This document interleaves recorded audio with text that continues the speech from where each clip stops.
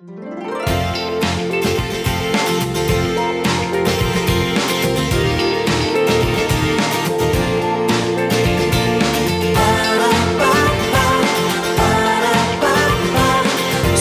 सवेरे पाकिस्तान।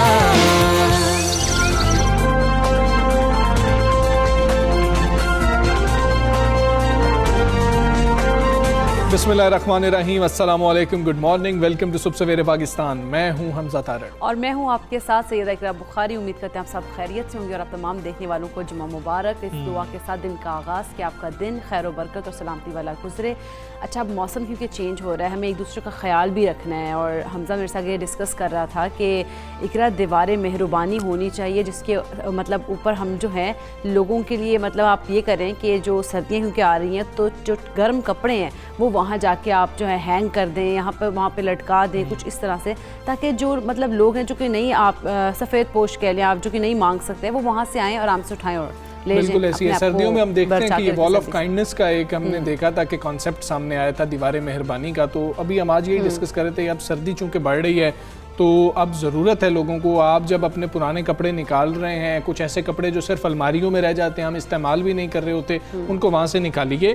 और दीवार मेहरबानी तक अगर आप नहीं भी पहुँच सकते तो कम से कम इतना ज़रूर कीजिए कि आपको जब पता है कि कुछ लोग हैं जो अफोर्ड नहीं कर सकते, आपको जब आप गाड़ी पर ट्रैवल कर रहे हो, बाइक पर ट्रैवल कर रहे हो, आपको कई ऐसे अफराद, कई बच्चे ऐसे मिल जाते हैं जिनके पास जूते नहीं होते हैं, जिनके पास जर्सियाँ नहीं होती, स्वेटर्स नहीं होते, जिनके पास जैकेट्स नहीं होती हैं। आप अपने पुराने कपड़े उनको दे सकते हैं और आपके तो अलमारियों में, आपके वार्डरोब में पड़े रहेंगे वो, और आप लोग इस्तेमाल ही नहीं कर रहे होंगे। अच्छा, तो इसकी बहुत ज़्यादा ज़रूरत है। ऐसे होता है, हर साल निकाले जाते हैं कि पहने जाएंगे सर्दी में, लेकिन क्या होता है कि नए हम लोग खरीद लेते हैं और जो पुराने होते हैं वो वहीं के वहीं पड़े होते हैं। जब गर्मियाँ आने वाली होती है तो फिर दोबारा से पैक होकर वापस चले जाते हैं अलमारी में। तो वो जो पैक ही रहते हैं, तो उनको आप इस बार जो है पैक ना रखें, बल्कि आप किसी और के इस्तेमाल के लिए किसी और को दे दें। और भी बड़ी अहम कैटेगरी है इसके अंदर, जब मैं पतला हो जाऊंगा या पतली हो जाऊंगी तो तब मैं ये पहनूंगा। आपने नहीं होना है, आप ये फिक्र छोड़ दें। अगर आप पिछले 2-3 सालों से अभी तक नहीं हो सके हैं तो आप कोशिश कीजिए कि आप किसी और को दें, उसकी दुआ से शायद आप पतले हो जाएं, क्योंकि आप तो कोशिश नहीं कर रहे। हाँ, लेकिन ये है कि हमजा ने ये बात ठीक है, बहुत सारे लोगों का ये होता है कि भाई ये वाला, बहुत सारे लोगों का ये मसला होता है, तो हमें पता है कि आपका भी ये मसला होगा। तो कोशिश करें कि दूसरों की मदद करें, और अब बहुत ज़्यादा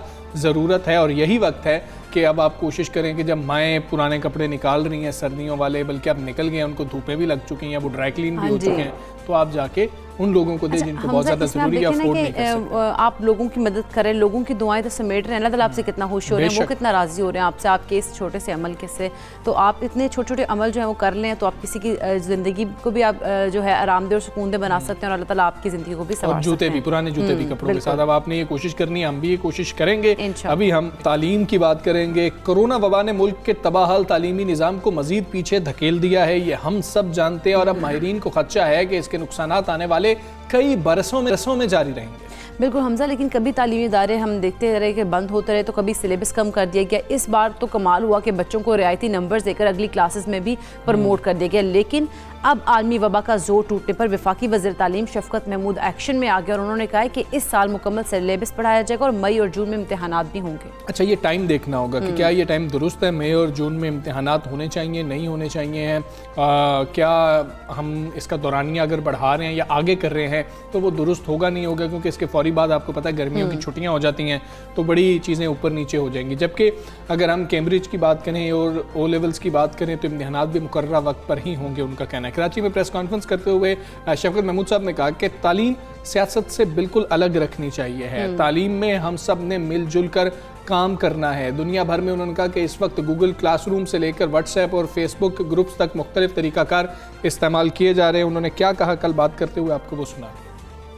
इस एकेडमिक में जो सिलेबस पढ़ाया जा रहा है वो मुकम्मल किया जाएगा, और इम्तिहान जो है वो मुकम्मल सिलेबस पे होगा। इम्तिहान मई जून में होंगे, और उससे पहले जो OA लेवल के एग्ज़ाम है वो भी अपने शेड्यूल और टाइम के मुताबिक होंगे। हमारी ये ख्वाहिश है कि हम सारे मुल्क में एक मुश्तरका जो एकेडमिक कैलेंडर बनाएं। हम चाहते हैं कि पाकिस्तान सारे के सारे बच्चे जो हैं, अगर तालीम एक लिहाज से मतलब बराबर नहीं हो सकती, तो कम से कम जो निसाब है उसमें तो हमको बराबरी लेके आए। शफकत महमूद साहब की गुफ्तगू आपने सुनी, इसी पर हम बात करेंगे। सर्विंग स्कूल्स अलायंस के सदर मियां रिज़ा रहमान साहब हमारे साथ मौजूद हैं। अस्सलाम वालेकुम, गुड मॉर्निंग सर। अच्छा, जिस तरह से ये कल फैसले हुए हैं, मई और जून में कहा जा रहा है कि इम्तहानात होंगे पूरे सिलेबस के साथ, आप इस फैसले को क्या समझते हैं कि ठीक दुरुस्त फैसले हैं? अब बिस्मिल्लाहिर्रहमानिर्रहीम एंड वालेकुम अस्सलाम। जी देखिए, मई और जून में इम्तहानात लिए जा सकते हैं, लेकिन अगर उन स्कूलों के इम्तहानात प्राइवेट स्कूलों के लिए जाएंगे जिन्होंने अपना सेशन जनवरी में, फरवरी में या मार्च में शुरू किया है, तो उनके बच्चों के लिए तकरीबन 1.5 साल पे मुहित हो जाएगा, जो कि 18 माह बनते हैं। तो 18 माह में किसी भी क्लास को क्लियर करना या कवर करना, या उसका सिलेबस वैसे डिज़ाइन ही नहीं किया जाता। अमूमी तौर पे वो 12 महीने पे या 8 महीने से 12 महीने के दरमियान पे उसको डिज़ाइन किया जाता है, क्योंकि 3 माह छुट्टियों के आ जाते हैं। तो अगर उसी सिलेबस को आप लिंगर ऑन करके 18 माह पे ले जाएंगे, तो मैं समझता हूँ बच्चों का टाइम ज़ाया होगा और कुछ नहीं होगा। इस पर बड़ा वाइज डिसीजन करने की ज़रूरत है। हम एक ऑलरेडी बहुत बड़ा लर्निंग लॉस बच्चों का पीछे करके आ चुके हैं। अगले डिसीजन ऐसे होने चाहिए जिससे लॉस नहीं होना चाहिए, रिकवरी होनी चाहिए। तो ये एक दोबारा लर्निंग लॉस की तरफ हमें लेके जा रहा है। इनको गौर करना चाहिए इस बात के ऊपर कि बच्चों का नुकसान होगा, हमें बच्चों के नुकसान से बचाना है। फ़र्ज़ करें कि ये अपना मई और उसमें जून में सेशन ले जाते हैं, तो जून, जुलाई, अगस्त बच्चे छुट्टियां करेंगे, घर पे रहेंगे और किसी भी तरह से एजुकेशन के साथ अटैच नहीं रहेंगे या किसी भी तरह लिंक्ड नहीं रहेंगे। और इस तरह प्राइवेट स्कूल का ऑलरेडी 18 मंथ्स का सेशन भी हो जाएगा।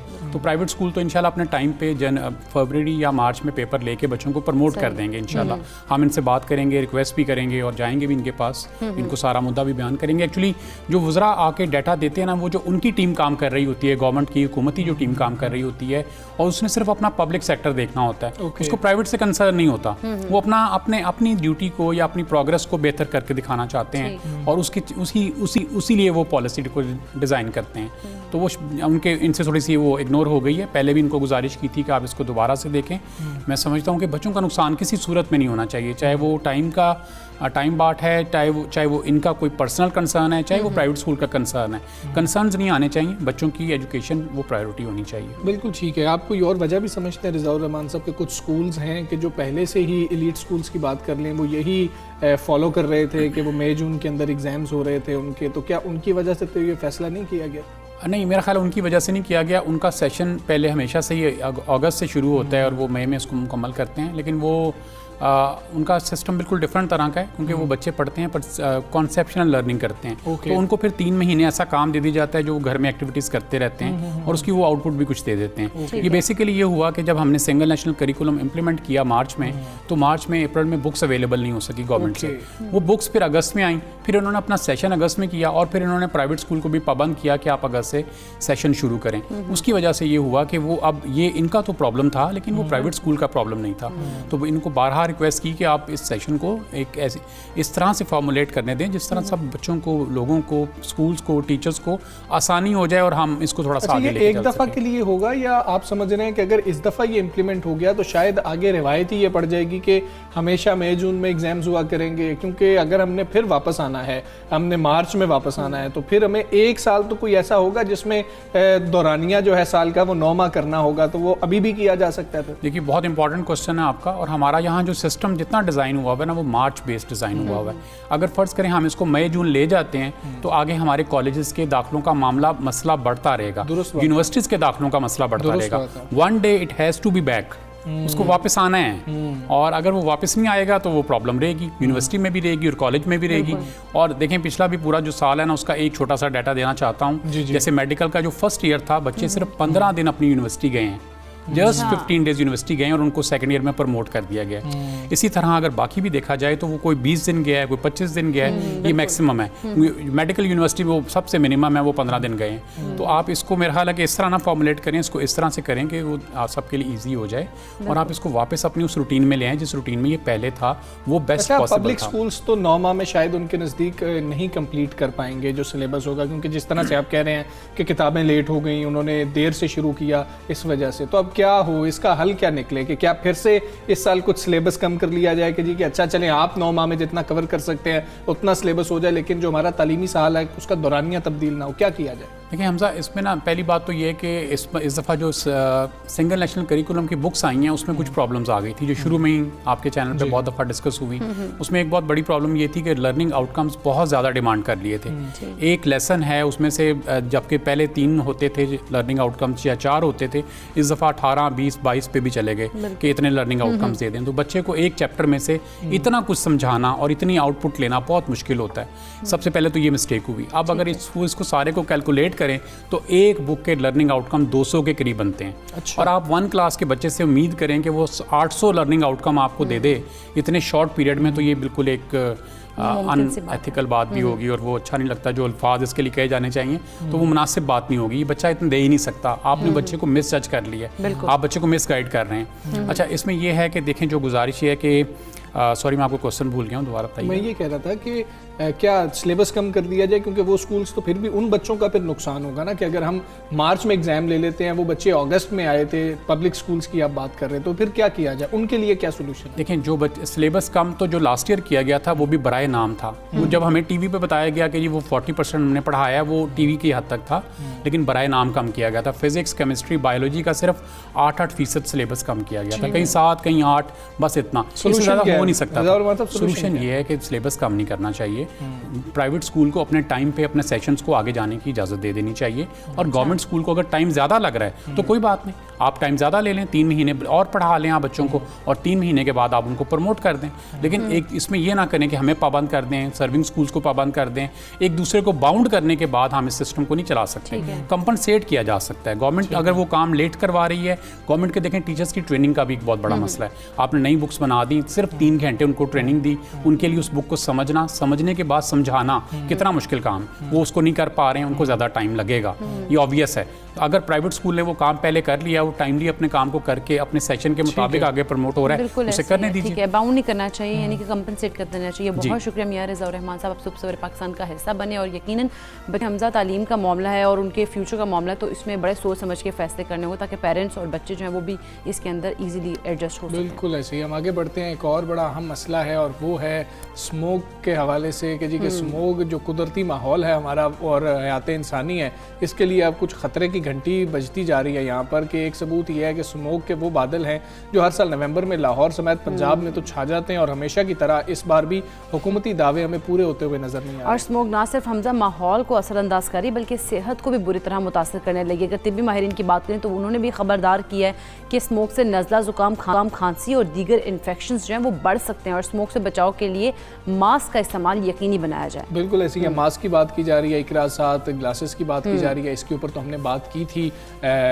मतलब आई स्पेशलिस्ट के साथ कि किस तरीके से आपको कौन से ग्लासेस का इस्तेमाल करना चाहिए। बिल्कुल ऐसे ही। अब हम इसी हवाले से बात भी कर ले, साथ मौजूद है डॉक्टर कैसर सज्जाद साहब। अस्सलाम वालेकुम, गुड मॉर्निंग डॉक्टर साहब। रवा साल की अगर हम बात करें तो स्मोक के हवाले से मुतनाज़ आरा भी सामने आ रही हैं। बतौर तिब्बी माहिर आपके पास जो मरीज़ आते हैं तो फ़िज़ा में जो स्मोक मौजूद है वो किस कदर ख़तरनाक साबित हो रही है?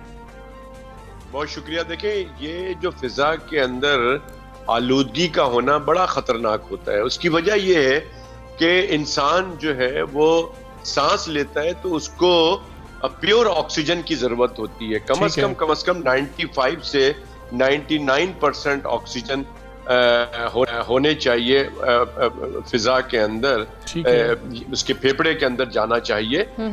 अगर उसमें मिलावट हो जाएगी, किसी चीज़ में मिलावट होती है तो वो चीज़ ख़राब हो जाती है। अब इस वक्त जो सूरत हाल है, ख़ासकर लाहौर की और कराची के और हमारे दूसरे बड़े शहरों की, उसमें पॉल्यूशन बहुत ज़्यादा है, मिलावट बहुत है, फ़िज़ाई आलूदगी बहुत ज़्यादा है, जिसमें ख़ासकर कार्बन डाइऑक्साइड, कार्बन मोनोऑक्साइड और लेड की तादाद जो है वो बहुत ज़्यादा है, जिसकी वजह से बहुत सारी बीमारियां जो हैं वो जन्म ले रही हैं, और जो लोग बहुत सारी बीमारियों में मुब्तला हैं, ख़ासकर नाक और गले की और सांस की नालियों की और फेफड़े की, उनके लिए जो है ये पॉल्यूशन जो है वो बहुत ज़्यादा। डॉक्टर साहब, आप ENT स्पेशलिस्ट हैं और नज़ले ज़ुकाम के हवाले से लोगों को बहुत ज़्यादा शिकायत का जो है अब सामना है, और साथ ही मास्क का कहा जा रहा है कि जी कि सिर्फ मास्क पहनने तो बचाव मुमकिन है। किस हद तक मास्क पहनने से बचाव मुमकिन है या कुछ और भी करना होगा?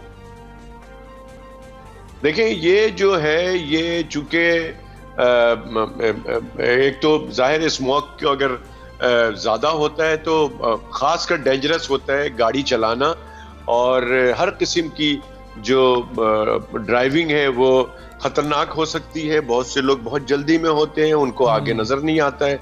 लेकिन जो सांस लेते हैं उसके ज़रिए जो ये इनहेल करते हैं उसमें नेज़ल एलर्जी हो सकती है, गले की खराश हो सकती है, आंखों की सोजिश हो सकती है, आंखों की बहुत सारी बीमारियां हो सकती है, जिल्द की बीमारियां हो सकती हैं, और सांस की नालियों की सोजिश हो सकती है जिसको हम ब्रोंकाइटिस कहते हैं। फिर फेफड़े की बीमारी हो सकती है, और फेफड़े में दमा बड़ा कॉमन है जिसको आप ब्रोंकियल एस्थमा कहते हैं। और फिर ब्रोंकियल कार्सिनोमा यानी फेफड़े का कैंसर, नरखरे का कैंसर जिसको लेरिंजियल कैंसर कहते हैं। तो ये तमाम चीज़ें हो सकती हैं ये स्मोक के अंदर। और जो लोग ऑलरेडी इन बीमारियों में मुब्तला हैं, मिसाल के तौर पे जो एस्थमा है, अगर किसी को है तो उसके लिए ये बड़ी ज़िंदगी जो है उसके लिए बड़ी मुश्किल हो जाती है। इसी तरह से वो बीमारियां जिसमें कि हम कहते हैं कि इनको जो है सांस की नाली में ऑब्स्ट्रक्शन है। ठीक है डॉक्टर साहब, बहुत शुक्रिया आपका। सुबह सवेरे पाकिस्तान से बात कर रहे थे हम। यहाँ पर एक ब्रेक लेंगे, ब्रेक के बाद वापस आते हैं। Stay with us.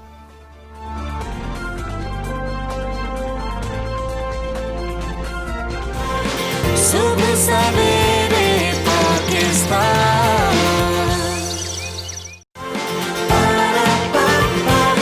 सुबह सवेरे पाकिस्तान।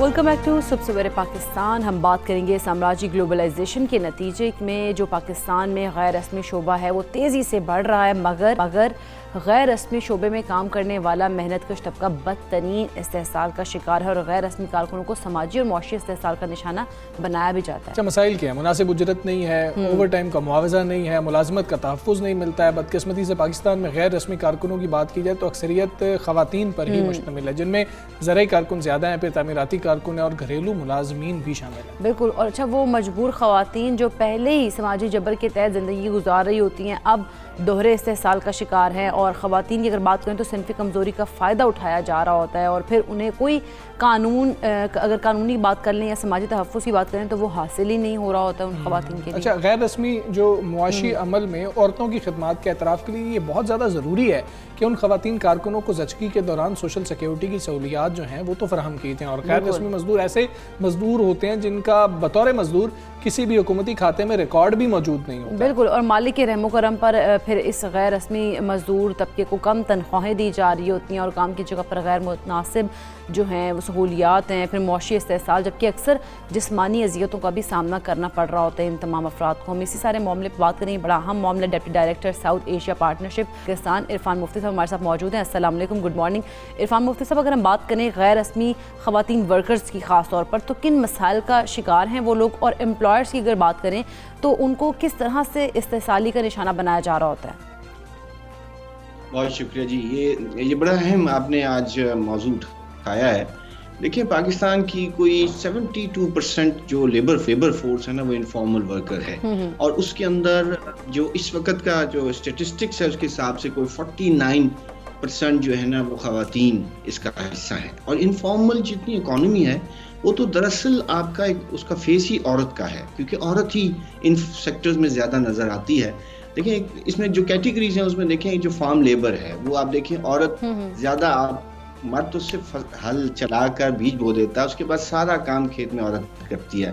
होम बेस्ड वर्कर्स हैं, ये ज़्यादातर ख़वातीन हैं और ये तकरीबन 10 मिलियन है।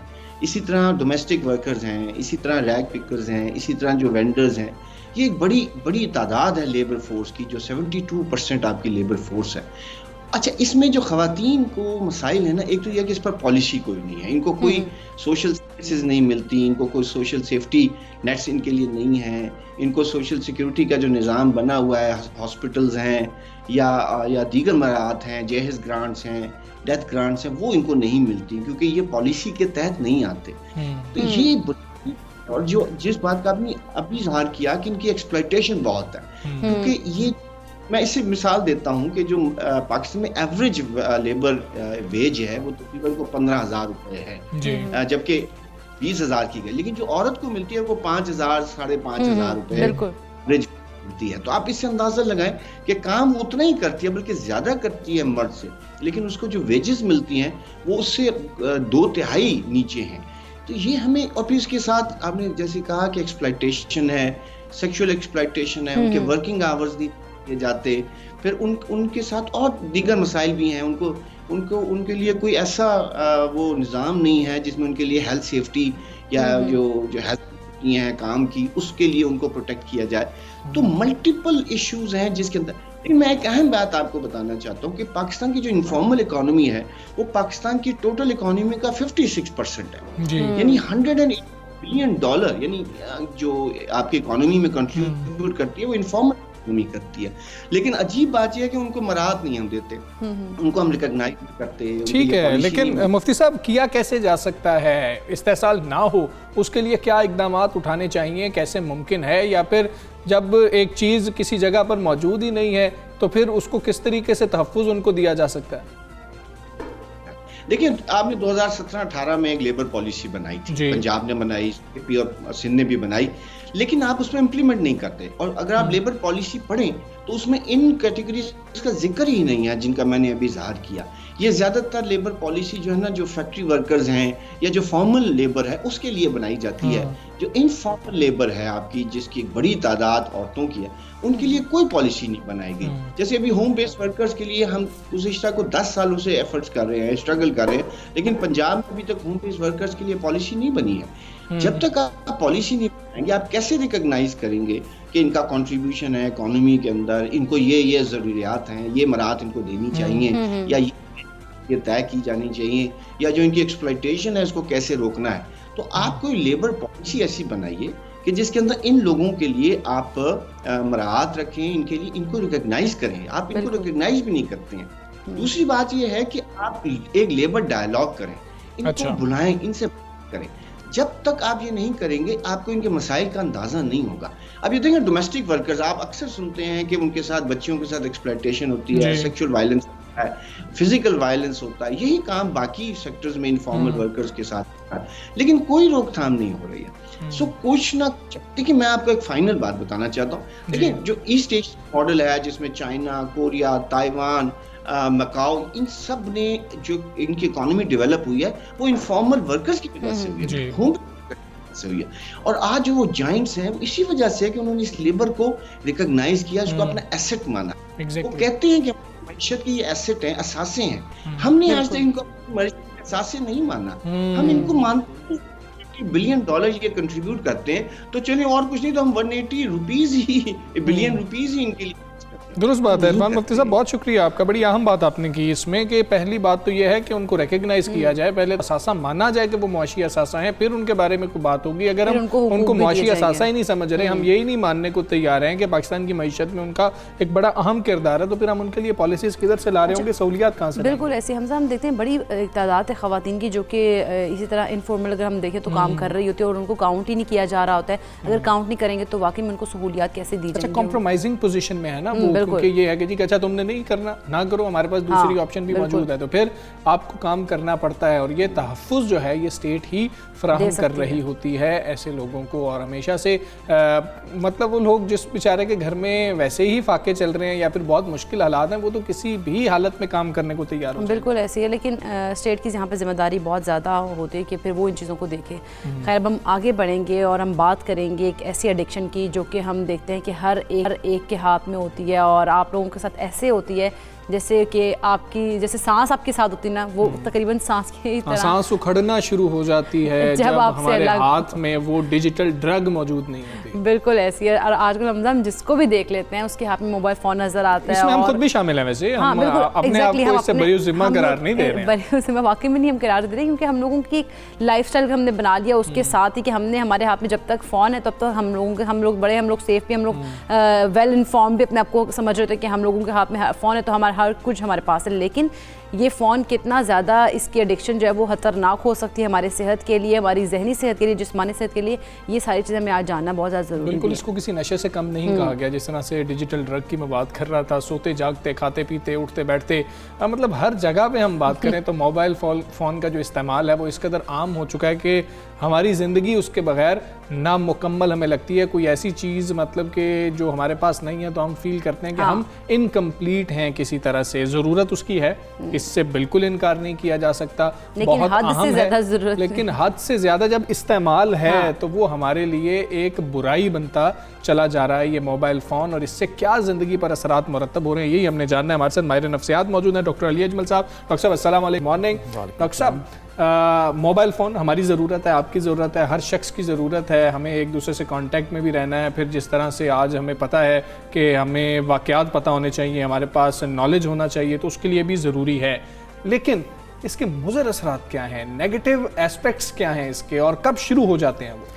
जी देखें, इसके जो नेगेटिव असरात हैं वो काफ़ी ज़्यादा हैं। हम जितना समझते हैं उससे शायद ज़्यादा हैं। अच्छा। अब इसमें अगर बात करें कि देखें आजकल हर शख्स जो है वो मोबाइल, जैसे अभी आपने बताया कि हमारा कुछ गुजारा भी नहीं है और कुछ, हमें ज़ाहिर बात है हमारी कुछ प्रोफेशनल ज़रूरियात भी हैं, हमने इन टच रहना है लोगों से, तो सारे लोग मोबाइल फ़ोन आजकल और इस तरह की ऐप्स यूज़ करते हैं। इसमें से ना कुछ लोगों को इसकी बाकायदा तौर पर एडिक्शन होती है, उसमें से फिर हम फर्दर कैटेगराइज करते हैं, कुछ लोगों को कम और कुछ लोगों को ज्यादा। ठीक है। अब ये जो इसके असरात क्या हैं, बुरे असरात, और इससे पहले मैं आपको ये बता दूं कि ये बिल्कुल उसी तरह की एडिक्शन है जैसे कोई दूसरी ड्रग की एडिक्शन है। कोई बंदा सिगरेट पीता है, कोई और अल्कोहल वगैरह यूज करता है, तो ये बिल्कुल उसी तरह की एडिक्शन है। और बाकायदा तौर पे वर्ल्ड हेल्थ ऑर्गेनाइजेशन ने इसको एडिक्शन में शामिल कर दिया है। ये अब एक फॉर्मली ये एक डिजीज डायग्नोस हो गई है अगर किसी को ये एडिक्शन है तो। अब इसमें होता क्या है कि देखें, जब हम फोन यूज करते हैं तो हम उसका, हमारा जिस्म उसका आदी बन जाता है। ये सिर्फ माइंड की बात नहीं है, जिस तरह से हम नशे के आदी हो जाते हैं इसी तरह से हम फोन के, इंटरनेट के और दूसरे तीसरे जितने भी सोशल मीडिया ऐप्स हैं उनको एक हद से ज्यादा यूज करने से हम उसके एडिक्ट हो जाते हैं जिस्मानी तौर पे। इसको अगर मैं सादा अल्फाज में बताऊं तो देखिए, हमारे माइंड में एक हार्मोन, एक केमिकल डोपामीन रिलीज होता है। अब जब हम जितना फोन यूज करते हैं, जितना हम सोशल मीडिया पे इन रहते हैं, तो उतना ही डोपामीन ज्यादा हमारी बॉडी में रिलीज होता है। अब हमें उसकी आदत पड़ जाती है, डोपामीन की हमें रिलीज कराने की आदत पड़ जाती है। अब जब डोपामीन रिलीज नहीं हुआ तो ऐसा लगता है कि जैसा कोई नशा टूटना शुरू हो गया। अब उसके बाद क्या है कि coming back to your question के इसके नुकसानात क्या हैं।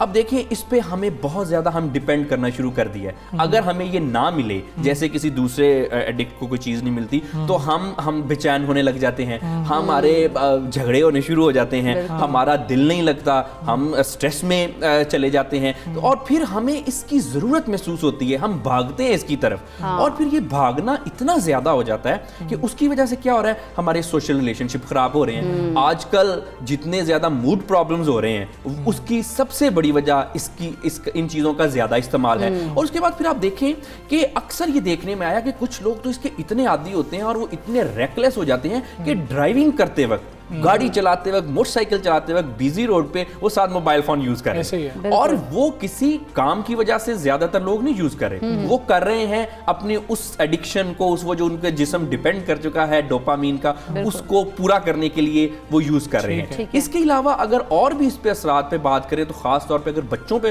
इसके बहुत ज्यादा असरात हो रहे हैं। मेरे पास आजकल अगर क्लिनिक में 10 बच्चे किसी प्रॉब्लम्स में आ रहे हैं तो उनमें से कम जो 3 हैं, हर 10 में से 3 बच्चे, उनकी वजह ही इसका ज्यादा इस्तेमाल है। अच्छा। मूड उन स्विंग्स आ रहे हैं बच्चों में, वो चिड़चिड़े हो रहे हैं, जिद्दी हो रहे हैं, माँ बाप की बात नहीं मानते, और फिर ऑब्वियसली पेरेंट्स को भी एक हद तक इसकी एडिक्शन जो है वो है। तो अगर इसके ओवरऑल देखें तो इसके ना सिर्फ हमारे जिस्मानी सेहत बल्कि जहनी सेहत और उसके अलावा हमारे समाजी मामलात में भी इसके बहुत ज्यादा जो है वो नुकसानात हैं।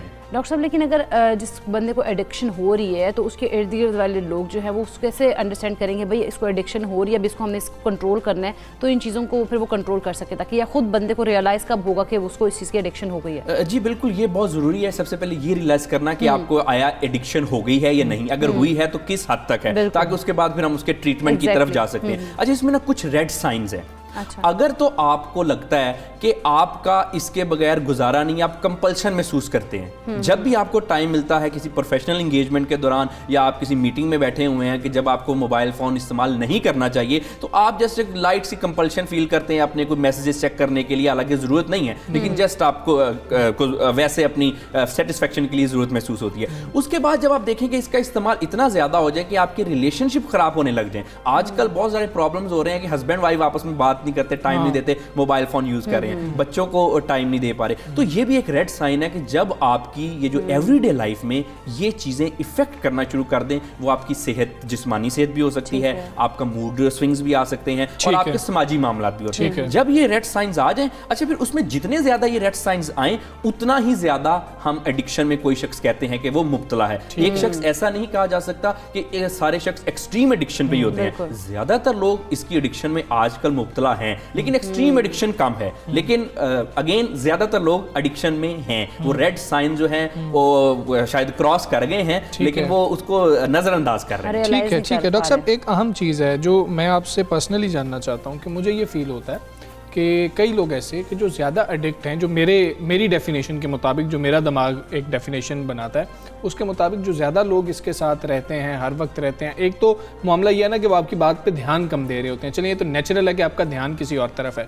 मुझे ये लगता है कि उनकी याददाश्त के ऊपर बहुत ज़्यादा प्रॉब्लम हो रही होती है, वो याददाश्त के मसाइल हो रहे हैं, जैसे कि उनको आपने कोई काम कहा, वो थोड़ी देर बाद उसको भूल जाएंगे और फिर जब आप उनको याद करेंगे वो कहेंगे यार ओहो मुझे याद नहीं रहा था। क्या ये भी मोबाइल एडिक्शन की वजह से हो रहा है या ये ऐसा नहीं है, ये वैसे ही कोई प्रॉब्लम है? नहीं, बिल्कुल, ये बिल्कुल आपने ठीक कहा कि इसमें याददाश्त पे असर हो रहा है, और ये याददाश्त का असर तो सिर्फ इसका एक एस्पेक्ट है, नो डाउट कि याददाश्त इससे हमारी मुतासिर हो रही है। उसके बाद हमारी अटेंशन डेफिसिट हो रहा है, इसकी वजह से हमारे इमोशनल प्रॉब्लम्स आ रहे हैं, मूड स्विंग्स आ रहे हैं। उसके अलावा आप देखें कि हमने सोशल मीडिया में इतना इन्वॉल्व कर लिया कि हम एक हद तक अपनी जो रियलिटी है, जो फिजिकल वर्ल्ड है, उससे हमने विड्रॉ कर लिया है। और हम उसमें ठीक तरह से, ये जो विड्रॉ करने से ये मुराद नहीं है कि किसी को कोई हेलुसिनेशन ही होने स्टार्ट हो गए, वो तो कम है, लेकिन विड्रॉ करने से मतलब ये है कि हम प्रॉपर उसमें इन नहीं है, जितना हमें इन होना चाहिए। तो ये इसके डॉक्टर साहब ये सारे मसाइल हो गए ना, अब ये सारे हमें गौर से सुन रहे हैं कि हमारे पास कोई सोल्यूशन भी तो होना चाहिए।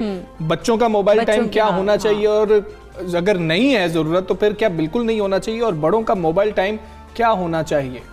देखिए, मोबाइल टाइम में हमें ये देखना चाहिए कि कुछ तो लोगों की नेचर ऑफ वर्क ऐसा है कि उनको मोबाइल फोन ज्यादा इस्तेमाल करना पड़ता है, उस चीज को तो हम साइड पे रख देते हैं। हम एडिक्शन की बात कर रहे हैं कि जब आपको मोबाइल फोन की जरूरत नहीं है, आप सिर्फ अपनी सेटिस्फेक्शन और फॉर द फन एंटरटेनमेंट के लिए आप उसको यूज कर रहे हैं, और अब आपकी वो आदत बन गई है। अच्छा, ये जो स्क्रीन टाइम है, इसको जितना कम से कम हो सके उतना बेहतर है। मैक्सिमम 1 घंटा, या अगर किसी की नेचर ऐसी है कि उसको मोबाइल फोन से ज्यादा इंटरेक्ट करना पड़ा है तो 2 घंटे। इससे ज्यादा हमें नहीं यूज करना चाहिए। और बाय द वे इसमें वो भी टाइम शामिल है जो आपकी प्रोफेशनल एंगेजमेंट है, ये सिर्फ ये फन वाला टाइम नहीं है, ठीक है।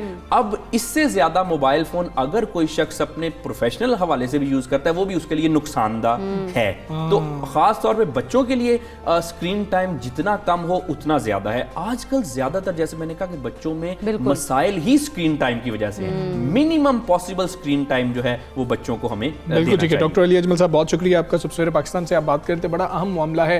मोबाइल के अंदर एक फीचर सबके पास है, वो है स्क्रीन टाइम। ना स्क्रीन टाइम खुद से आप मॉनिटर कर सकते हैं, उसके ऊपर आप एक हद लगाएं ताकि आपको वो फौरी वार्निंग दे कि आप एक्सीड कर रहे हैं इसको, ताकि आप इन मसाइल में मुब्तला ना हो। बहुत ज़्यादा मसाइल आ रहे हैं, रिलेशनशिप के मसाइल तो बहुत ज़्यादा। रिलेशन के अलावा जो आपके बच्चे हैं वो बहुत ज़्यादा इसकी वजह से मुतासर हो रहे हैं, तो बच्चों को अगर ज़रूरत नहीं है तो उसको खाने के टाइम या वैसे ही हर टाइम आप उनको फ़ोन्स ना पकड़ा दें, क्योंकि ये अच्छी आदत बिल्कुल भी नहीं है। फिजिकल एक्टिविटीज़ में खुद भी जाएं, बच्चों को भी लेके जाएं। हम एक ब्रेक लेते हैं, ब्रेक के बाद वापस आते हैं। Stay with us.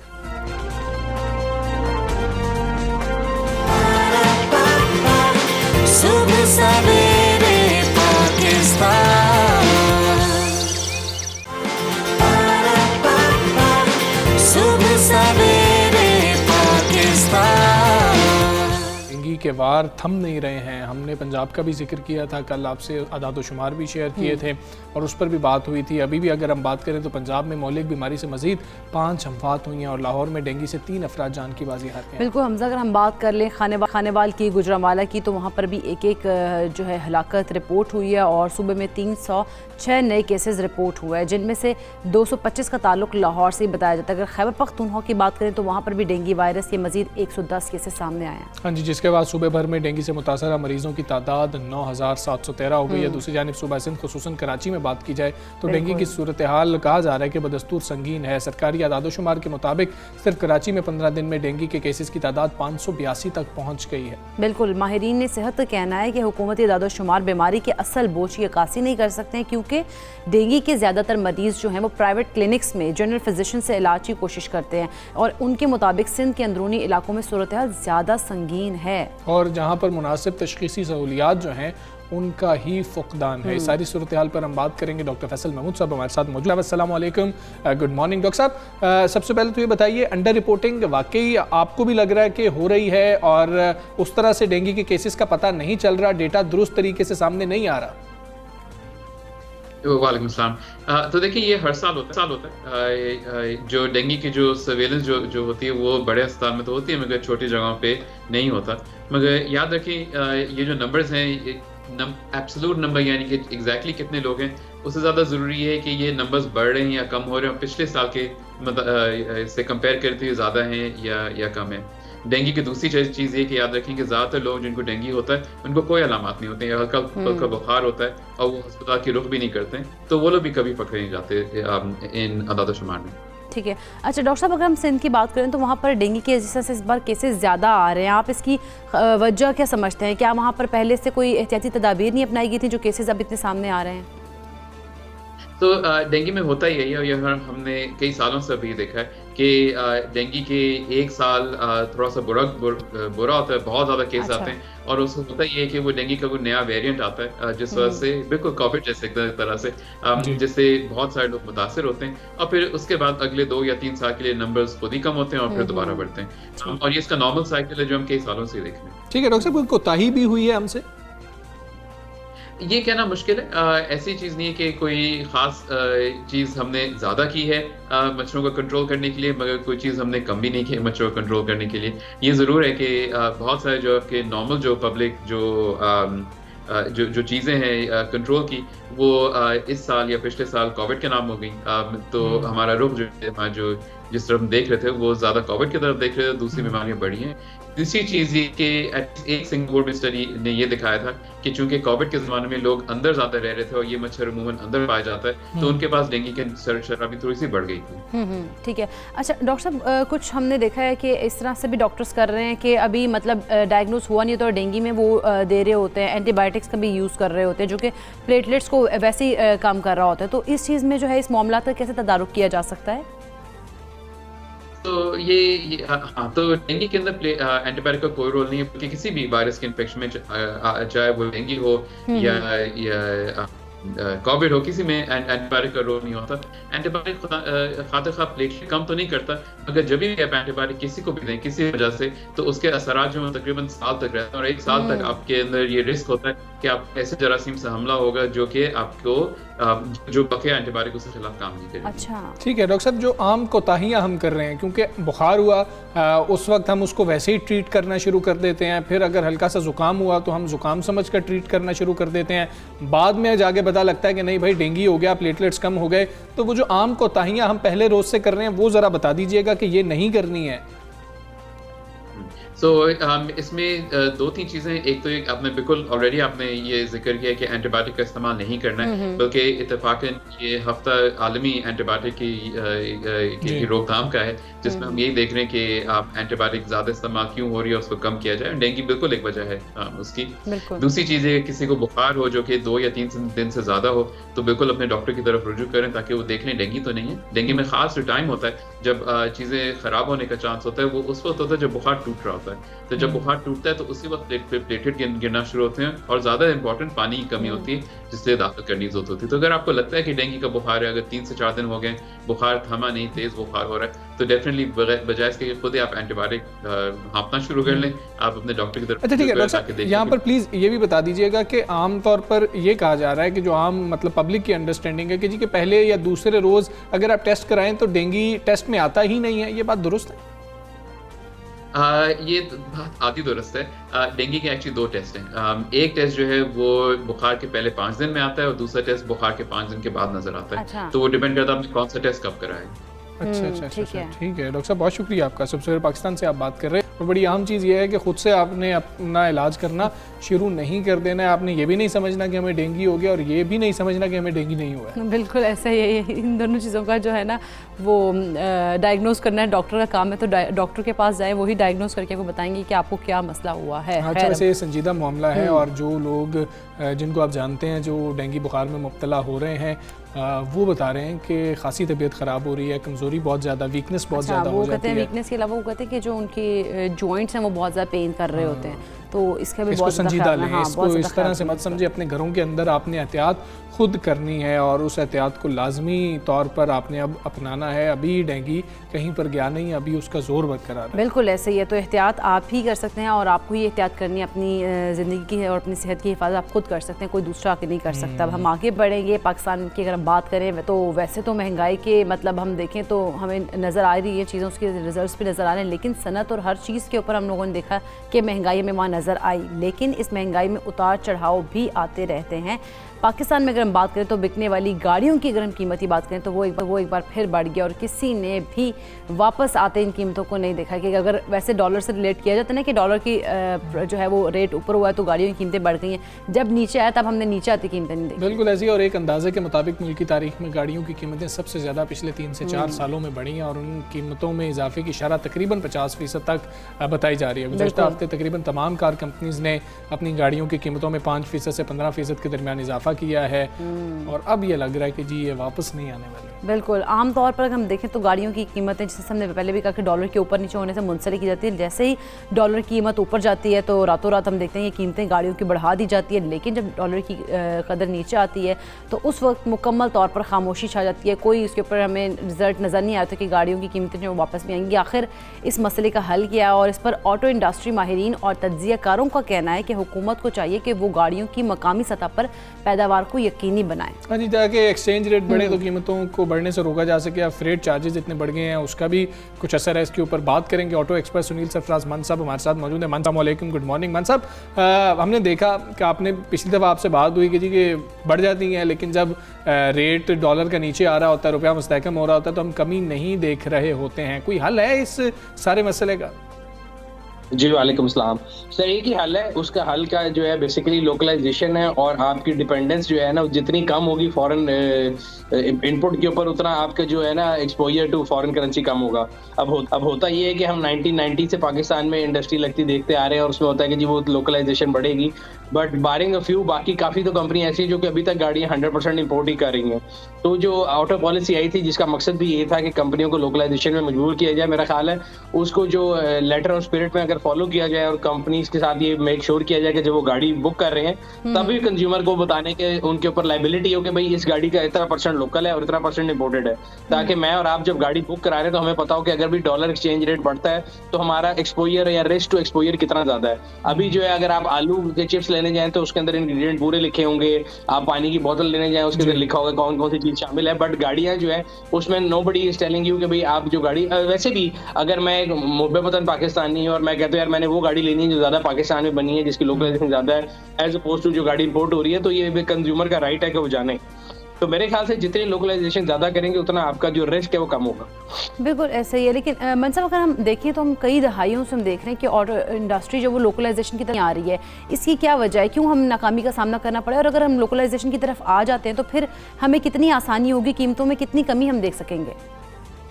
मेरे ख्याल से इसलिए नहीं आ सके, यहाँ से दुनिया से कंपनियां आ रही हैं, उधर से एक ट्रांसफर प्राइसिंग का एक फॉर्मूला चलता है। लेट्स से मैं एक कंपनी बनाता हूँ, दुबई में मेरी कंपनी है या जापान में कंपनी है मेरी, और मैं पाकिस्तान में गाड़ियां बेच रहा हूँ, तो मैं लोकलाइजेशन तब तक करूंगा जब तक मेरे अपने इंटरेस्ट में होगा। जब मेरे इंटरेस्ट में होगा कि मेरे अपने मुल्क में वो पार्ट बन रहा है, मैं वो पाकिस्तान में क्यों बनूं?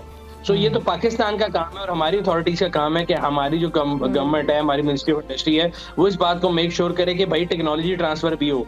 30 साल हो गए पाकिस्तान के अंदर इंजन गियर नहीं बनता, खाली गाड़ी के प्लास्टिक पार्ट क्यों बनते हैं? We have to transfer industry लगाने का तो मकसद ही है। सो ये बात कंपनीज के ऊपर जो है ना, जो कहते हैं रेगुलेटर का रोल वो आएगा कि वो चेक करें कि भाई वाकई इनकी जो इंपोर्ट हो रही है सीकेडी किट वो कितने वैल्यू की हो रही है, और एक कैप लगा दें कि भी इससे ज्यादा का सामान आप इंपोर्ट नहीं कर सकते, आपको लोकलाइज करना है। और पाकिस्तान के अंदर बहुत अच्छे अच्छे वेंडर मौजूद है, पूरी एक इंडस्ट्री मौजूद है, तो जितनी बेहतर होगी उतना ज्यादा अच्छा। ठीक है मान साहब, ये भी बताइएगा कि ऑटो पॉलिसी की बड़ी तारीफ हो रही थी, क्या उस पर अमल दरामद हो रहा है? अभी तक तो हो रहा है, देखें लेटर एंड स्पिरिट, क्योंकि उसके अंदर जो चीजें कही गई थी कि 5 साल के अंदर अंदर आपको लोकलाइज करना है तो वो अभी 2021 में उसकी लास्ट कट ऑफ डेट थी। अब से अगले 5 साल की समझ लें क्लॉक टिक कर रही है, और जो भी कंपनी लोकलाइज नहीं करेगी उसकी गाड़ी फिजिबल नहीं रहेगी, जो लोकलाइज कर लेगी वो फिजिबिलिटी आ जाएगी। एग्जांपल मैं आपको देता हूँ, अगर आज से 2 साल पहले एक गाड़ी है कोरियन किया, उन्होंने जो स्पोर्टेज मंगाई थी, अगर उसकी सीके टिकट $20,000 पे आ रही थी, तो आज अगर आप डेटा चेक करें वो $16,000 पे आ गई। इसका मतलब है $4,000 वर्थ ऑफ पार्ट्स उन्होंने लोकलाइज कर ली। इसी तरह सबको आहिस्ता आहिस्ता बढ़ना पड़ेगा, और अगर वो जो नहीं करेगा लॉन्ग टर्म में वो कंपटीशन से बाहर हो जाएगा। ठीक है, ये भी बताइएगा, इलेक्ट्रिक गाड़ियों का बहुत ज़्यादा शोर है, गवर्नमेंट भी चाहती है कि इलेक्ट्रिक गाड़ियाँ चलाई जाएं। अभी पाकिस्तान के अंदर इलेक्ट्रिक गाड़ियाँ मंगवा के लोग चला सकते हैं या अभी कोई फ़ायदा नहीं है? कितना टाइम लग जाएगा हमें इलेक्ट्रिक गाड़ियों की तरफ आते हुए? सर गवर्नमेंट का शोर खाली सोशल मीडिया के ऊपर है, प्रैक्टिकल कुछ नहीं है। अगर आप प्रैक्टिकली देखेंगे तो आपके लाहौर, कराची, इस्लामाबाद तीनों बड़े शहरों में सिर्फ एक एक चार्जर है, जो कि शेम है एक, और आपके किसी हाईवे के ऊपर कोई इलेक्ट्रिसिटी चार्जर मौजूद नहीं है। ये गवर्नमेंट का काम होना चाहिए कि वो मतलब ये देखे ना, एक मार्केट के अंदर सप्लाई और डिमांड दोनों साइड होती हैं, तो कस्टमर अगर गाड़ी ले लेगा तो उसको चार्ज कहाँ से करेगा? पहली बात। दूसरी बात, पूरे मुल्क में अभी तक ये नहीं डिसाइड हो चुका कि पंजाब में रजिस्ट्रेशन कितने की होनी है, उसकी सेंटर में कितने की होनी है, सिंध में कितने की होनी है। तो there are lot of policy loophole जो कि अभी तक जो है ना, आप रेड टेपिज्म की कह लें, ब्यूरोक्रेसी की वजह से कह लें, बट वो एक नारों में तो जरूर है कि हम इलेक्ट्रिक पॉलिसी के ऊपर है। दूसरी तौर पे अगर हम अपने इर्द गिर्द पोल्यूशन देखें तो हमारे यहाँ तो गो ग्रीन का नारा है, वैसे भी झूठ है, बिकॉज हम बिजली जो है फर्नेस ऑयल से बनाते हैं, फिर उससे गाड़ी को चार्ज करेंगे और हम पोल्यूशन कम कर रहे हैं। तो I think there are certain things which government and policy makers have to think practically. और यस, दुनिया में हकीकत है इलेक्ट्रिक गाड़ियां, बट पाकिस्तान में जिस तरीके से हम इसको लेकर आ रहे हैं वो बड़ा एक हैपहैज़र्ड से तरीका। ठीक है, ठीक है। मान साहब, ये भी बता दीजिएगा, हम आदमी गाड़ी लेना चाहता है, अब इतनी गाड़ियां महंगी हो गई हैं, फिर वो सोचता है कि अच्छा हम बाहर से खुद क्यों ना इंपोर्ट कर लें। अभी इंपोर्ट कर सकते हैं या उसके ऊपर भी कुछ पाबंदियां लगी हैं? पीछे बात हो रही थी बैंक से, तो आप शायद नहीं ले सकते हैं, ये ज़रा बता दीजिएगा। सर वो जो पॉलिसी है इंपोर्ट की, वो हमेशा से इस तरह ही है, वो एक्सपर्ट्स के लिए। मैं और आप इंपोर्ट नहीं कर सकते गाड़ी, commercial import of use car is not allowed. लेकिन जो समंदर पार पाकिस्तानी है वो अपनी फैमिलीज के लिए गाड़ी भेज सकते हैं, जिसको गिफ्ट स्कीम कहते हैं, ट्रांसफर ऑफ रेजिडेंस कहते हैं। दोनों केसेस में ड्यूटी लगती है। लोग वो नाम से हमेशा कंफ्यूज होते हैं कि गिफ्ट का मतलब है कि ड्यूटी फ्री आ जाएगी। So that's the only way you can. So गाड़ी मैं इंपोर्ट नहीं कर सकता, आप नहीं कर सकते, एक्सपर्ट कर सकते हैं अपनी फैमिली को गिफ्ट करके, मगर उसके ऊपर ड्यूटी लागू होगी। उसके जो पॉलिसी थी उसको पहले लोग मिसयूज करते थे, लोगों का पासपोर्ट खरीद लेते थे, उसके जो लूप होल्स है उसको बंद करके उस पॉलिसी को जरा टाइट कर दिया गया, तो गाड़ी इंपोर्ट करना हर बंदे के लिए इजी नहीं रहा। तो ये वजह है कि आपको इंपोर्टेड गाड़ी नजर नहीं आती, और उसकी रीजन भी ये है कि लोकल गाड़ियां जो बन रही हैं अगर इंपोर्टेड आएंगी तो वो कौन खरीदेगा। और दूसरी बात जो थी उसको करने के लिए स्टेट बैंक ने जो पॉलिसी दी थी उसमें यह था कि इंपोर्टेड गाड़ी जो है वो फाइनेंस ही नहीं हो सकती। बिल्कुल ठीक है, बैंक फाइनेंस नहीं करेंगे। बहुत शुक्रिया आपका सुनील सरफराज मान साहब, सुबह सवेरे पाकिस्तान बात कर रहे थे। लोकलाइजेशन बहुत ज़्यादा ज़रूरी है इस इंडस्ट्री की, यहाँ पर गाड़ियाँ बन रही हों, यहाँ पर पार्ट्स बन रहे हों, ताकि इतना ज़्यादा प्रेशर पब्लिक के ऊपर ना आ रहा हो कि अचानक से जी पता लगा जी इतनी कीमतें बढ़ गई हैं और डॉलर रेट की वजह से। हम ममालिक में देखें तो वहाँ पर गाड़ियाँ एग्जैक्टली इतनी सस्ती हैं कि हम मतलब सुन के हैरान हो जाते हैं कि इतनी ज़्यादा सस्ती है वहाँ पर गाड़ी। तो वहाँ पर इसीलिए सस्ती है क्योंकि लोकलाइजेशन पाकिस्तानी रुपयों में निकाल के देख लीजिए, अब ये भी बहस आती है कि जी फिर भी वो बहुत सस्ती भी हैं और बहुत बेहतर भी हैं, वो गाड़ियाँ बहुत अच्छी हैं। तो हमें भी इस इंडस्ट्री के अंदर खैर जो पॉलिसी आई है 2026 तक देखते हैं कि कितनी बेहतरी आएगी इसके अंदर, और हर बंदा कम से कम ख्वाब देखता है अपने गाड़ी और अपने घर का, अल्लाह करे कि वो पूरा हो सके। कि उसके लिए आसानियाँ पैदा करनी होंगी, उसके लिए इंडस्ट्री यहाँ पर लगनी बहुत ज़्यादा ज़रूरी है, लोकलाइजेशन होना बहुत ज़्यादा ज़रूरी है। हम एक ब्रेक लेते हैं जी, ब्रेक के बाद वापस आते हैं। Stay with us.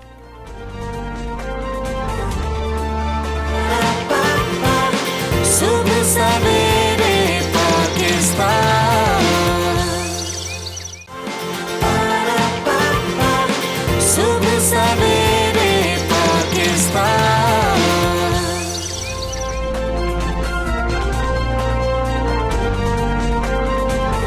Welcome back to सुबह सवेरे पाकिस्तान। हम बात करेंगे आज़ादी की 7 दहाइयाँ गुजारने के बाद आज भी अगर हम बात करें तो हमारा शुमार तरक्की पजीर ममालिक में होता है। बहुत से मसाइल में से हमारा एक बड़ा मसला बेहंगम बढ़ते शहर हैं, जो कि हुकूमतों की मुसलसल गफलत और मनसूबाबंदी के फुकदान का नतीजा में नज़र आ रहे हैं। बिल्कुल ऐसी है, बड़े शहरों पर बढ़ता दबाव ना सिर्फ वसाइल को महदूद करता जा रहा है, बल्कि हम बात करें ज़रूरी और काबिल काश्त रकबे को तेज़ी से निगल भी रहा है। एक तरफ आबादी में इजाफे का मसला हमारे सामने है, दूसरी जानिब मौसमियाती तब्दीली भी तेज़ी से ख़तरा बनती जा रही है। ये मसाइल एक दूसरे से जुड़े हुए हैं। बिल्कुल, और इनको हल करने का बराह रास्त असर जो इक़्तिसादी ज़िंदगी, शहरियों के बाहमी रब्त और शहरों की लंबी अगर हम बात करें तो शहरियों की अगर हम बात करें तो उनकी लंबी उम्र पर भी पड़ेगा। बदकिस्मती से किसी हद तक इस्लामाबाद के अलावा हम देखते हैं कि हर शहर जो है बग़ैर मास्टर प्लान के फैल रहा है और जिसको रोकने वाला भी कोई नहीं। और हम देखें तो खुम्बियों की तरह उगते इलाके जो हैं वो शहरी बुनियादी ढांचे पर बोझ भी बढ़ रहे हैं। अच्छा, मसाइल क्या? पीने का साफ पानी जी आपके बड़े शहरों में नहीं आपको मिल रहा, उसकी फराहमी नहीं है, निकासी के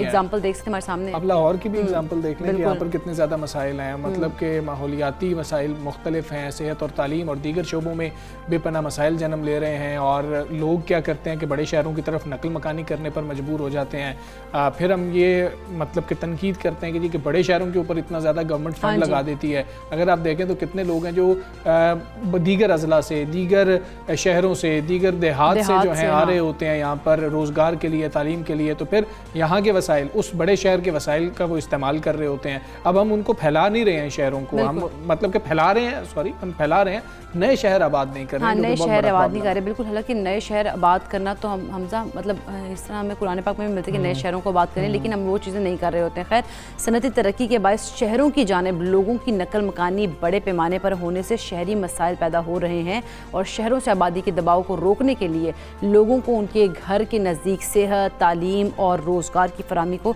यकीनी बनाना होगा। ये सारी सूरत हाल है, इस हवाले से हम बात करेंगे। अर्बन डेवलपर मोहम्मद तौहीद साहब हमारे साथ मौजूद। अस्सलाम वालेकुम, गुड मॉर्निंग तौहीद साहब। क्या मास्टर प्लान्स के मुताबिक अगर हम तामीर कर रहे हो तो ये फिर शहरी जो मसाइल है ये हल हो सकते हैं? जी बिल्कुल, अगर हम मास्टर प्लान के मुताबिक चलें और शहर को मास्टर प्लान के मुताबिक लेकर चलें तो बिल्कुल ये मसाइल काफ़ी हद तक कंट्रोल हो सकते हैं।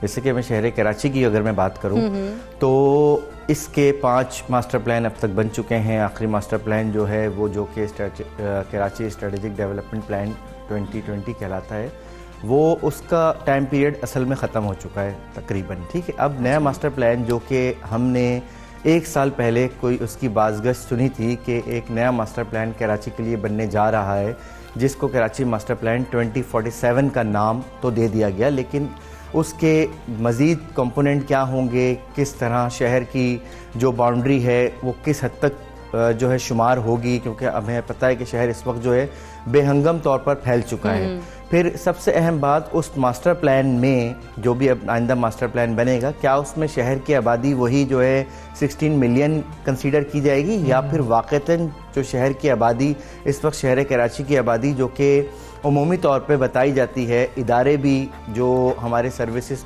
प्रोवाइड करने वाले इदारे हैं जिसमें SSDC, के इलेक्ट्रिक और कराची वाटर सर्विस बोर्ड है, वो भी इस बात पर मुत्तफ़िक ज़रूर हैं कि शहर कराची की आबादी तकरीबन 25 मिलियन से ज़्यादा क्रॉस कर चुकी है। जबकि सेंसस जो 2017 का सेंसस है वो हमें बताता है कि शहर कराची की आबादी उस वक्त जो है वो सिर्फ 16 मिलियन थी। तो ये जो आपका तकरीबन 9 to 10 मिलियन का गैप है, एक तो इसको ब्रिज करना बहुत ज़रूरी होगा जब हम नए मास्टर प्लान की तरफ जाएँ। फिर जैसा कि आपने ख़ुद अभी बताया अपनी रिपोर्ट में कि शहर कराची भी जो है चूँकि बेहंगम तौर पर फैल चुका है, तो वो सेटलमेंट जो कि अनप्लान्ड वे में बनी है, उनको किस तरह जो है वो उस नेट में लाया जाए कि हम उनकी डेवलपमेंट और उनके हवाले पर काम कर सकें। मैं आपको बताऊं, कराची स्ट्रेटेजिक डेवलपमेंट प्लान 2020 में एक कंपोनेंट था जिसमें ये बात की गई थी कि जो शहर कराची की कच्ची आबादियाँ हैं उनको स्ट्रेंथन किया जाए, उनकी इम्प्रूवमेंट पर काम किया जाए। लेकिन अफसोसनाक बात यह है कि वो अब जो मास्टर प्लान जो है ऑल्दो वो नोटिफाई उस अंदाज में वो भी नहीं हो सका था दीगर मास्टर प्लान की तरह, लेकिन उसमें उस कंपोनेंट पर जो इदारे हैं उन्होंने कोई तवज्जो नहीं दी और हमें कच्ची आबादियों में इम्प्रूवमेंट के मराहिल या कह लें सिलसिला जो है वो उस तरह नज़र नहीं आया, जो कि नज़र आता तो आज शायद शहर की सूरत हाल बेहतर होती। लेकिन अब देखें शहर में नकल मकानी का जो सिलसिला है शहर कराची में वो जारी व सारी है, और इसके अलावा सीजनल माइग्रेशन का पैटर्न भी नज़र आ रहे हैं कि 6 महीने लोग यहाँ रहते हैं शहर कराची में और 6 महीने फिर अपने आबाई इलाकों में रहते हैं। तो उसको गेज करना भी ज़रूरी है, क्योंकि बिल्कुल जाहिर सी बात है रिसोर्सेज पे बर्डन जो है वो तो शहर पर ही पड़ रहा है, तो रिसोर्सेज या तो फिर उसके मुताबिक एलोकेट की जाए ताकि सूरत हाल बेहतर हो सके। ठीक है, तो ये भी बता दीजिएगा हमें ज़रा कि हम अभी भी मुज़र इसी बात पर हैं कि हमने ये करना है कि हमने बड़े शहरों में ही सहूलियात ज़्यादा देनी है, हमारा छोटे शहरों में छोटे अजला पर क्यों फोकस नहीं है, हमारी पॉलिसीज़ का ये हिस्सा क्यों नहीं है कि छोटे अजला से लोगों को नकल मकानी ना करनी पड़ रही हो? देखिए इस हवाले से होता यह है कि हम रूरल डेवलपमेंट जो है प्रोग्राम डेवलप करते हैं और करना चाहिए, लेकिन अच्छा मेरे सुनने में ये आया कि जो है यूके के ताउन से एक प्रोजेक्ट जो है चल रहा है सिंध गवर्नमेंट का, जिसमें वो रूरल डेवलपमेंट जो है प्रोग्राम रन कर रहे हैं और कुछ काम हो रहा है, लेकिन उसकी कुछ तफसीलात या कह लें दीगर डिटेल या किसी जगह पर वो प्रोग्राम जो है रूरल सिंध में अगर कहीं इम्प्लीमेंट हुआ है तो उसकी एग्जाम्पल जो है वो हमारे सामने उस अंदाज में नहीं आ पा रही कि हम उसको गेज कर सकें और हम उस पर कमेंट कर सकें। लेकिन बहरहाल ये ज़रूर सुनने में आया कि यूके गवर्नमेंट के ताउन से जो है वो एक प्रोग्राम ज़रूर काम कर रहा है सिंध में, जिसकी तफसीलात बहरहाल जो है वो हम तक नहीं पहुँची और यही सिलसिला है कि हम इस पर जो है वो कमेंट नहीं कर सकते। लेकिन होना ज़रूर ये चाहिए कि जब देखें जब गांव देहात में जब जो छोटे टाउन हैं उनमें सहूलियात मौजूद होंगी तो यकीनन लोग जो है वो शहर का इतनी तेज़ी से शहर का रुख नहीं करेंगे। शहर की जानिब नकल मकानी तो पूरी दुनिया में होती है, ठीक है ना, लेकिन अगर सहूलियात कुछ हद तक भी मिल सकें तो कुछ लोग जो कम से कम अपनी देही ज़िंदगी में ही रहना चाहते हैं उनकी प्रेफरेंस वही है, लेकिन वो मजबूरी होती है जब रोज़गार के मामलात हैं, तालीम के मामलात हैं, जिसकी वजह से लोग जो है वो शहरों की जानिब नकल मकानी करते हैं। अब इसी तरह शहरों की जानिब नकल मकानी से जब शहर पर एक प्रेशर डेवलप होता है तो उससे फिर मुख्तलिफ तरह के जो कह लें मौसमी तब्दीलियों के असरात और दीगर मामलात वो भी बहुत तेज़ी से सामने आ रहे हैं। बिल्कुल ऐसी है। अच्छा तौहीद साहब, इसका मुस्तकिल हल क्या हमें नज़र आ रहा है? क्या अर्बन रावी और बंडल आइलैंड जैसे जो मंसूबे हैं वो शहरी मसाइल का हल हैं? देखिए ये जो बड़े बड़े जो जॉइंट प्रोजेक्ट होते हैं ना, इसमें सबसे बड़ा मसला ये होता है कि जो मार्जिनलाइज्ड कम्युनिटीज़ हैं हमारी, जैसे शहर कराची में अगर हम बात करें तो तकरीबन 62 से 70% शहर जो है वो अनप्लान्ड सेटलमेंट यानी कच्ची आबादियों में रहने पर मजबूर है। जब इस तरह के बड़े बड़े प्रोजेक्ट बनते हैं तो उसमें जो है वो जो ये मार्जिनलाइज्ड कम्युनिटीज़ हैं ना इनको शामिल किया जाता है, ना इनसे राय ली जाती है और ना ही इनका कोई स्टेक होता है इस तरह के फ्यूचर में चलकर इनको कोई फ़ायदा मिल सके। तो आप बंडल आइलैंड बना लें, आप चाहे रावी प्रोजेक्ट बना लें, आप बहरिया टाउन को और एक्सटेंड कर दें, आप DHA सिटी बना लें, लेकिन उससे शहर के जो आम शहरी है ना उनका भला नहीं होना। उसके लिए हमें जो है जाना पड़ेगा औरंगी पायलट प्रोजेक्ट के मॉडल पर, सेल्फ हेल्प बेस्ड मॉडल पर, जिसमें जो है सेल्फ हेल्प हो, कम्युनिटी की पार्टिसिपेशन हो और फिर उसके साथ साथ जो है जो गवर्नमेंट की इन्वॉल्वमेंट हो, कॉर्पोरेट सेक्टर उसमें इन्वॉल्व हो, उन पैटर्न पे हमें जो पब्लिक प्राइवेट पार्टनरशिप वाले पैटर्न है जिसमें कम्युनिटी की इंगेजमेंट हो उस पर हमें जाना पड़ेगा। हमारे अफसोसनाक मरहला तो यह है कि जब भी हम कोई प्लानिंग की बात करते हैं तो बहुत ही AC वाले जो है इन्वायरमेंट में बैठकर हम सारी प्लानिंग हमारे इदारे जो है वो कर लेते हैं, जहाँ पे अच्छे किस्म का डिनर और अच्छे किस्म के लंच वाले सिलसिले होते हैं, लेकिन वो जो कम्युनिटीज़ जिनके मसाइल हैं उनको तो शामिल ही नहीं किया जाता उस प्लानिंग के प्रोसेस में। ये सबसे ज़्यादा अगर हम उनको शामिल करें तो शायद सूरत हाल बेहतर हो, वरना तो फिर ये प्रोजेक्ट तो चलते रहते हैं, जाहिर सी बात। बिल्कुल ठीक है, प्रोजेक्ट चलते रहते हैं। मोहम्मद तौहीद साहब बहुत शुक्रिया आपका, सवेरे पाकिस्तान से आप बात कर रहे थे। और ज़रूरी है कि एक तो आप सहूलियात जो मुनासिब हैं वो तो दे ही रहे हों और साथ जो छोटे अजला हैं और उनको डेवलप करने की बहुत ज़्यादा ज़रूरत है ताकि लोग बड़ी तादाद में नकल मकानी वो अपने रोज़गार के लिए दूसरे शहरों में मूव ना कर रहे हैं। पढ़ाई, रोज़गार, सेहत, जितने मसाइल हैं उनके लिए उनको इधर आना पड़ता है। अभी तो आप देख रहे हैं कि अपने कई पासपोर्ट्स के इशूज़ हैं कि उसके लिए आना पड़ रहा होता है और छोटे छोटे कई ऐसे मसाइल हैं उनको बड़े शहरों की तरफ रुख करना ही पड़ता है और बड़ी मुश्किलात होती हैं। एग्जैक्टली, तो स्टेट गवर्नमेंट को चाहिए कि इस तरह की जो फैसिलिटीज़ हैं वो इन छोटे शहरों में प्रोवाइड की जाए ताकि उनके लिए भी आसानी हो और बड़े शहरों पे इतना ज़्यादा बर्डन भी ना हो। आगे बढ़ेंगे, आज मैच है और पाकिस्तान का बांग्लादेश के साथ मैच होने जा रहा है। पहला T20 मैच है, 3 मैचेस की सीरीज़ है।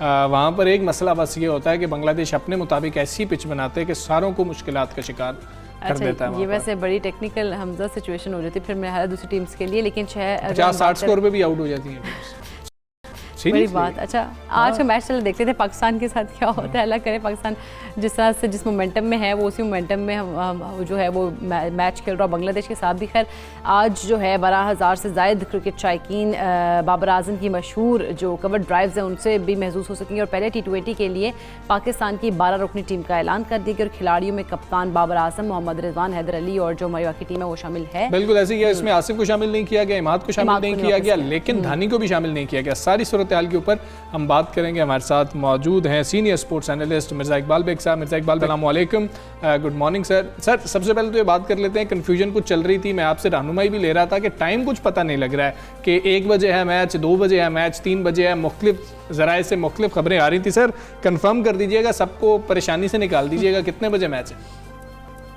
सबसे पहले तो सुबह खैर हमजा आपको भी और इकरा को भी। और मैच जो है वो पाकिस्तानी वक्त के मुताबिक दोपहर 1 बजे शुरू होगा और बांग्लादेशी वक्त के मुताबिक दोपहर 2 बजे। तीनों T20 मैचेस दोपहर 1 बजे शुरू होंगे और इसके अलावा जो टेस्ट मैचेस हैं वो पाकिस्तानी वक्त के मुताबिक सुबह 9 बजे शुरू होंगे। तो ये कंफ्यूजन क्लियर हो गया है, यानी कि पहले लोग समझ रहे थे शायद 3 बजे 4 बजे, लेकिन अब दोपहर 1 बजे पाकिस्तानी वक्त के मुताबिक हमजा मैचेस शुरू होंगे। ठीक है, ये कंफ्यूजन तो दूर हो गया। मेरे साहब ये बताइएगा कि वर्ल्ड कप के बाद हम अब पहली सीरीज खेलने जा रहे हैं, मोमेंटम को बरकरार रखना कितना ज़्यादा ज़रूरी है हमें? मोमेंटम को बरकरार रखना तो ज़रूरी है, लेकिन पाकिस्तान ने जिन 12 खिलाड़ियों के नामों का ऐलान किया उनमें वर्ल्ड कप में सिर्फ 20 गेंदें खेलने वाले आसिफ अली को आराम करा दिया गया। ये हैरत की बात है, आसिफ अली को मौके मिलने चाहिए थे और किसी और को आराम कराते। मैं हैरान हूँ कि मोहम्मद रिजवान जो ICU में गए थे वर्ल्ड कप के अहम मैच से कबल, वो यहाँ पर भी उन्होंने 3 दिन आराम किया और उसके बाद प्रैक्टिस शुरू की। तो रिजवान को आखिर ऐसी क्या कयामत आ गई कि उनको खिलाना बेहद जरूरी है। इसी तरीके से शाहीन शाह उनको रेस्ट कराएं। हमारा एस बॉलर है, नंबर 1 बॉलर है, हारिस रऊफ भी हमारे नंबर 1 बॉलर हैं और इन लोगों को अगर आराम कराकर हसन अली को खिलानी है तो शाहनवाज दहानी को खिलाएं, जिस तरह इन्होंने वसीम जूनियर का नाम 12 रुकनी स्क्वाड में शामिल किया मेरे ख्याल में। और फिर इमाद वसीम को चले आराम कराया, मोहम्मद नवाज आ गए, हैदर अली हैं, खुशदिल शाह, इनके नाम भी पाकिस्तानी टीम में शामिल हैं। Shoaib Malik all the way Dubai से वो पहुंचे 2 दिन के ताखीर के बाद, वो भी है पाकिस्तान के स्क्वाड में। तो पाकिस्तान को चाहिए था, लेकिन शायद ये हमजा कोई खतरा मोल लेना नहीं चाह रहे, क्योंकि इससे पहले बांग्लादेशी सरजमीन पर जो ऑस्ट्रेलिया और न्यूजीलैंड की टीमों ने T20 सीरीज खेली उनमें उन्हें शिकस्त हुई है। तो पहले मैच में शायद ये कोई खतरा मोल लेना नहीं चाह रहे, लेकिन कोई इतनी ज्यादा मजबूत टीम भी नहीं है बांग्लादेश के पाकिस्तान के लिए खतरे की अलामत साबित। बिल्कुल सर, आप दुरुस्त कह रहे हैं। शायद शोएब मलिक को भी रखने की यही वजह है कि अगर कहीं पे लड़खड़ा जाएं तो हम कोई 30-35 स्कोर मजीद जोड़ लें कि सेंटर में सिंगल डबल्स तो हो जाएं।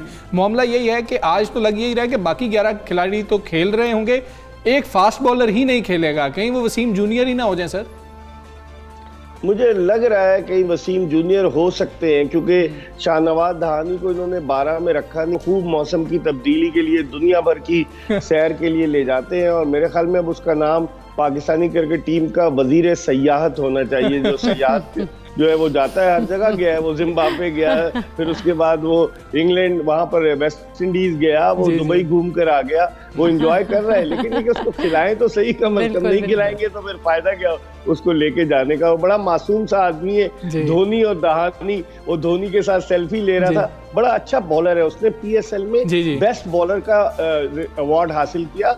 जब आप सोहेब मकसूद को, जो बेस्ट बैट्समैन था, हैदर अली ने जब बायोसिक्योर बबल को तोड़ा तो सोहेब मकसूद को आप इंग्लैंड ले गए। तो शाहनवाज दहानी ने क्या बिगाड़ा था? पहले उसको हमजा इन्होंने टेस्ट टीम में सैरें कराई हैं कि जिम्बाब्वे ले गए, वेस्ट इंडीज ले गए। अब इनको एहसास हुआ कि वो तो टेस्ट में नहीं, तो अब उसे जो बांग्लादेश के खिलाफ 2 टेस्ट मैचेस है उसमें शामिल नहीं किया गया, T20 स्क्वाड में रखा गया। समझ में नहीं आती मंतक हमारे लैपटॉप। एक चीज बताइएगा, हम कुछ खिलाड़ियों को लेकर जा रहे थे T20 वर्ल्ड कप के लिए, फिर आखिरी मौके पर हमने देखा कि नहीं, T20 वर्ल्ड कप पे तो इनको नहीं लेके जाना चाहिए, लेकिन वो हमारे प्लान का हिस्सा है। जैसे कि हम आजम की बात कर लेते हैं, अब यहाँ पर रिजवान की कुछ तबीयत भी बेहतर नहीं थी, फिर हम आजम को उधर से ड्रॉप कर गए थे, अगर हमने कुछ चीज़ें ट्राई करनी है तो यही सीरीज़ है कि आपने ट्राई करनी है, वर्ल्ड कप तो फिर आपके सर पर ही है।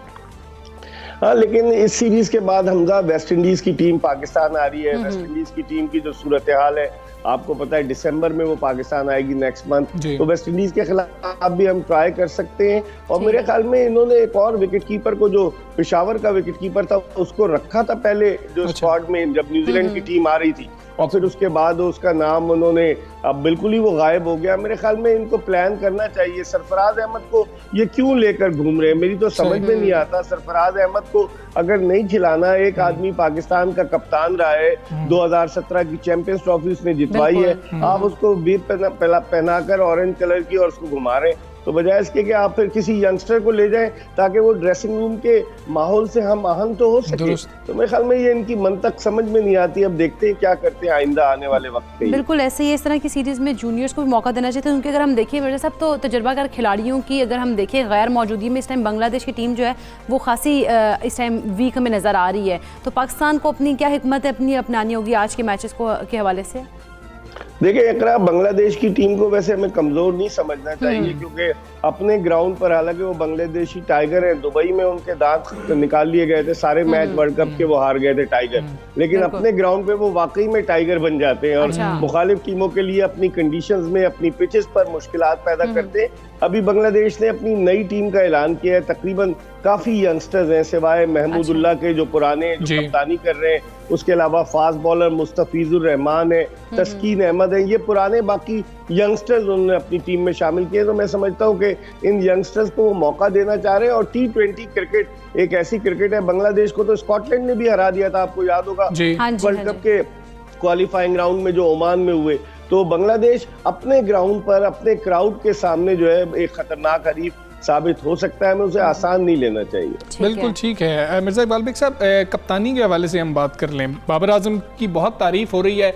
रमीज़ राजा साहब पहले कुछ ऐसी बातें कर रहे थे, लग रहा था कि कप्तान तब्दील हो जाएगा, वो भी तारीफ करने पर मजबूर हो गए हैं। मोइन खान साहब ने एक अहम बात की है, उन्होंने कहा जी कि कुछ कोताहियाँ की हैं बाबर ने, जिसकी वजह से शायद हम हार गए सेमीफाइनल के अंदर। अगर हफीज़ को एक आधा ओवर मजीद दे दिया जाता, क्योंकि पहला बॉल तो 9 बॉल हो गया था, गलती से हो गया था, तो शायद दोनों लेफ्ट हैंडेड बैट्समैन थे, कुछ बेहतर हालात हो जाते। कप्तानी कैसी है हमारी, और क्या बाबर अब आप देख रहे हैं कि कप्तान बनते जा रहे हैं या बन गए हैं?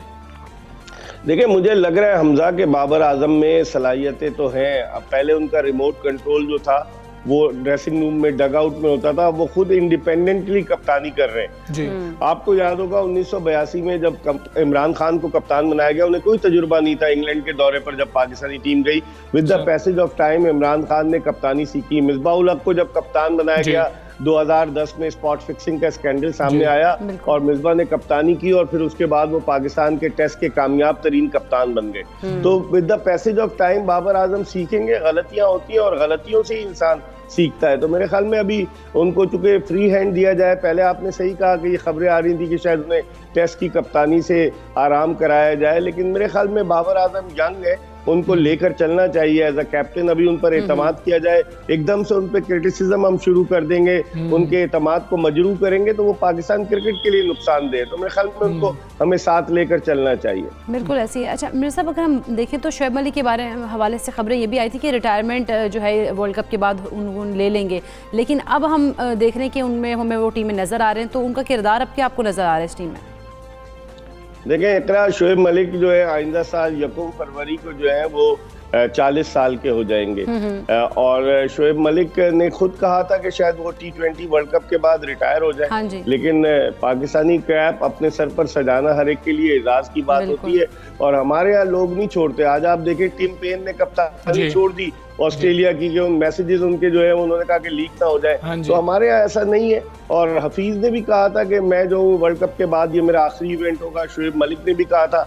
लेकिन शोएब मलिक चूंकि फुल्ली फिट है, अभी उन्होंने स्कॉटलैंड के खिलाफ 18 गेंदों पर निस्फ सेंचुरी बनाई थी, आपको याद होगा शारजा में, तो वो शायद चांस ले रहे हैं। और सिलेक्शन कमेटी ने भी उसी टीम को बरकरार रखा था। वो तो मोहम्मद हफीज ने माजरत कर ली, वो सेंट्रली कॉन्ट्रैक्टेड प्लेयर नहीं है, उन्होंने पीसीबी से माजरत कर ली। वो T10 लीग जो हो रही है इस महीने अबू धाबी में, उसमें हफीज हिस्सा लेंगे। तो मेरे ख्याल में इन लोगों को खुद अपने फ्यूचर के हवाले से सोचना चाहिए कि कितनी फिटनेस है, क्या कर सकते हैं क्या नहीं, इनको सब कुछ अपने हवाले से सोचना जरूर चाहिए। बिल्कुल ठीक है मिर्जा इकबाल बेग साहब, बहुत शुक्रिया आपका। सुबह सवेरे पाकिस्तान से आप बात कर रहे थे। आज मैच होगा 1 बजे मैच, और पाकिस्तान कतरे जो है वो सीनियर टीम के साथ ही ये मैच खेलने जा रहा है। बांग्लादेश की टीम इतनी सीनियर जिस मोमेंटम से हैं वो उसी मोमेंटम में खेल रहे हैं, लेकिन बांग्लादेश की पिचेस इतनी अच्छी नहीं होती हैं, लो स्कोरिंग मैच हो सकते हैं। नहीं सीरियसली, और वो ऐसी पिच बनाते हैं कि स्पिन बॉलर को बहुत फायदा हो रहा होता है। इतना स्कोर नहीं हो रहा था, प्रोग्राम का वक्त जी खत्म हुआ। हमें इजाजत दीजिए, अपना बहुत ख्याल रखें। अल्लाह हाफिज़।